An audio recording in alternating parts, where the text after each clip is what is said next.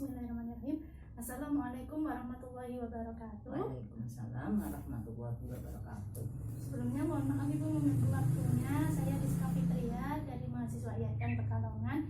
Izin mau wawancara Ibu terkait pendidikan seksual di TK Muslimat NU Tanjung. Iya.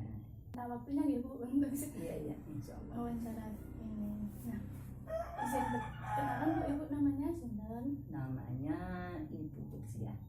Nggih, Puput. Panggilnya Puput. Nggih. Gimana kabarnya Puput? Alhamdulillah sehat-sehat selalu. Alhamdulillah. Nah, di sini saya izin mewawancara Ibu terkait pendidikan seksual di TK Muslimat NU Tanjung, Ibu. Untuk pertanyaan yang pertama, menurut Ibu, apakah penting pemberian pendidikan seks di anak usia dini, khusus di TK Muslimat Penting NU? sekali. Oh, ini sekali. Saya garis itu penting sekali. Mengapa Bu? Karena itu kalau anak TK tidak dikasih tahu, saya pernah itu mendengar kejadian yang seperti tadi, itu anak kecil sama anak kecil lain jenis melakukan yang dilarang, yang menjerumus tentang seksual. Makanya di sini saya menjelaskan, menggarisbawahi penting sekali. Oh, ya, tadi kejadian tersebut ya Bu? Iya, berdasarkan kejadian tersebut. Ya. Apa latar belakang sekolah memasukkan pembiasaan pendidikan seksual dalam kegiatan di sekolah tersebut Bu? Jadi Latar belakangnya, latar belakangnya itu tadi anak supaya tahu masalah seksual, walaupun sedikit cuma sedikit akibat seksual saja. Ya tahu latar belakangnya, dia tahu. Contohnya seperti kalau itu yang kan kita mengenalkan bentuk anak yang laki-laki dan anak yang perempuan. Nah, akhirnya kita memberi contoh yang barang yang dilarang atau yang disentuh oleh anak itu. Nah, nanti supaya tidak terjerumus masalah seksual lagi. Tidak mempersalahgunakan gitu ya Bu? Terus sejak kapan Bu mulai diterapkannya pembiasaan terkait pendidikan seksual di sekolah? Sejak kalau semester pertama belum, sudah nanti semester 2 begitu masuk agama. Pendidikan pertama kan agama, doa-doa. Nah itu saya selipkan di dalam pendidikan agama yang awal tadi, kegiatan awal. Habis doa, habis cerita masalah agama, akhirnya saya kaitkan yang masalah itu, dimasukkan sedikit, cuma sedikit. Karena di sini kan masih dini, pendidikan dini. Kemudian selanjutnya nih Bu, menurut Ibu, apakah memperkenalkan pendidikan seksual itu perlu menggunakan metode? Perlu. Metode apa yang digunakan? Metode di sini kalau di desa saya, metodenya pakai itu tadi, pakai boneka. Boneka. Itu ada pembedaan anak laki-laki dan perempuan? Bonekanya ada yang cowok, ada yang cewek, ada seorang ibu, ada seorang ayah. Berarti bonekanya itu keluarga. Cara memperkenalkannya gimana Bu? Cara membedakannya? Membedakannya yang kita angkat ini yang tangan dua, pukul bukan dua. Ini yang cowok, ini yang cewek. Nah ini yang silakan mengenalkan anggota tubuh. Memperkenalkannya itu gimana Bu, antara perempuan dan laki-laki? Kan itu mesti berbeda cara memberi pengertian kepada anaknya. Gimana? Kalau kita memberi pengertiannya kan ada yang cowok, ada yang cewek tadi ya. Ini kalau cewek bentuknya yang kayak gini, ada rambutnya panjang gitu ya Bu? Yang cowok kayak gini. Kalau cewek itu nggak boleh rambut kayak gini, pakaiannya dari segi pakaian, dari itu. Ini kan pakaian cowok, ini pakaian cewek itu. Dari segi pakaian juga menunjang. Kalau sekarang kan pakai itu itu kan juga bisa membahayakan nanti. Itu sedikit, cuma sedikit sekali. Apalagi ciuman gitu biasanya anak. Dia kan nggak tahu ciuman, apalagi ciuman. Iya, pelukan aja itu ya Bu ya. harus diberitahu sejak dini. Iya.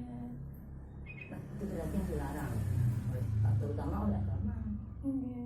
Makanya Bukan dimasukkan- murim ya, Bu, ya? Iya, makanya dimasukkannya dalam pembelajaran yang awal tadi, yang pertama doa, itu nanti Oke. kita masukkan. Kemudian, apakah sudah diajarkan kepada anakku mengenai yaitu ya tadi bagian-bagian tubuh dan fungsi-fungsinya gitu ya, Bu ya? Iya sudah dikenalkan. Ini bentuknya cewek, ini bentuknya cowok, ini alat ini namanya alat kelamin, dikenalkan juga. Alat kelamin pertama. Iya, bukan seksual kan? Seksual. Yang pertama ya anggota tubuh dikenalkan. Nah, ini mata, ini hidung, ini mulut, ini telinga, ini kakinya gimana apa. Nah, terus ke situ. Nah, menyangkut ke alat kelamin. Terkait dengan toilet training juga WC itu dibedakan antara perempuan dan laki-laki atau sama, Bu? Harusnya dibedakan. Dibedakan. Kalau itu lihat kondisi sekolahan. Kalau sudah mampu dibedakan harusnya. Tapi maaf saja tempat sekolah saya masih barengan belum. Oh, enggak, masih satu Iya. gitu ya, Bu. Ya, yang penting mungkin nanti gantian Gantian. gitu ya, Bu ya. Gurunya menunggu. Didampingi ibu gurunya. Kemudian bagaimana Bu cara mengenalkan jenis kelamin tadi, kan ada laki-laki dan perempuan itu kan berbeda, mungkin dari anaknya penasaran apa sih Bu alat kelamin itu dan apa sih perbedaan antara laki-laki dan perempuan, kadang gitu ya, Bu ya. Iya, memang anak itu memang kayak gitu, anak yang aktif kayak gitu. Caranya gitu tadi, kita membawa benda yang dari boneka itu, biar anak itu tahu pasti jelas. Jadi yang bendanya itu bonekanya saya angkat dua-duanya, yang kiri cowok atau yang mana cowok boleh terserah. Jadi kita main peran. Yang satu cewek yang satu cowok. Ini benda ini namanya alat kelamin yang cewek, ini yang cowok, tapi jangan disebutkan namanya. Anak pasti juga Kalau- sudah tahu ya, Bu ya. Kalau disebutkan namanya nanti anak itu menyerupan, seru-seruan. Seru-seruan. Nah, gitu. Apalagi hal-hal yang seperti itu. Karena anak kecil itu peka. Sering tanya nggak sih Bu Sering. anak-anak Itu terkait dengan jenis kelamin? iya, sering masalah. Kayak itu sih kayak senengan gitu. Penasaran ya, Bu ya. Memang sifat anak itu kayak gitu, anak kecil itu penasaran dan meniru dari boneka juga. Baik Bu, untuk pertanyaan selanjutnya, dengan siapa saja Bu sekolah itu bekerja sama terkhusus dalam bidang pendidikan sosial dalam upaya penerapan pendidikan seks pada anak usia dini? Dengan siapa? Atau Lembaganya. kerjasama dengan lembaga? Kalau itu dengan misalnya kan sekolah kita kan NU, Muslimat NU, kita kerjasamanya dengan itu ketua NU, Ranting, Fatayat, Muslimat gitu. Terkait seksual ada Bu lembaga yang lebih ke menjurus ke pendidikan seksual? Masalah seksual dari lembaganya tidak Tapi untuk menghadiri kayak seminar-seminar itu pernah gitu? pernah. Pengalamannya gimana Bu? Nah, itu pengalaman tadi saya sudah saya ceritakan sebelumnya tadi ya, kejadian yang itu. Oh, itu saya berawal dari sendiri seminar. saya sendiri yang mengikuti seminar itu di Islam Center. Oh, gitu.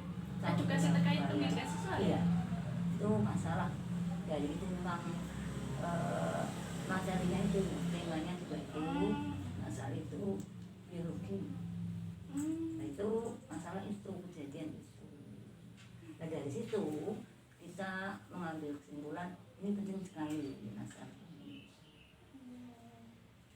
Untuk pertanyaan yang terakhir Bu, apa kendala yang dihadapi Ibu saat memberikan pendidikan seks pada anak usia dini? Kendalanya ya. Kendalanya itu kalau saya pribadi menurut saya kendalanya itu gini. Anak itu biar tahu masalah akibat ini kayak gini, tapi kita harus tahu sejauh mana anak yang harus tidak diketahui. Karena itu susah, termasuk menjalani. Kita itu memberitahu anak supaya tahu ini akibatnya kayak gini, tapi bagaimana cara anak tidak tahu pasti yang mendetil tentang masalah itu. Tapi takutnya susah mencoba sekali. ya Bu ya. Takutnya mencoba karena itu hal yang mengerikan, juga dilarang oleh agama. Itu Apalagi masih anak usia dini belum Usia dini belum waktunya untuk waktunya. itu ya Bu. Berarti kendalanya di situ Itu ya Bu. kendalanya saya, kalau menurut saya kendalanya itu bagaimana caranya ya supaya anak tahu, tapi supaya tidak tahu yang Supaya tidak menggila. mempraktekkan gitu. Kan kadang juga anak itu penasaran. Penasaran. Nah, sifatnya itu penasaran, ingin tahu. Itu memang sifat anak. Nah, itu kendalanya. Baik, terima kasih Bu. Terima kasih atas waktunya yang sudah disempatkan. Mohon maaf ya Bu apabila mengganggu waktunya. Terima kasih, semoga sehat selalu Ibu. Dan ya Bu, mohon maaf apabila ada kesalahan atau berkata yang kurang berkenan. Warahmatullahi wabarakatuh. Waalaikumsalam warahmatullahi wabarakatuh.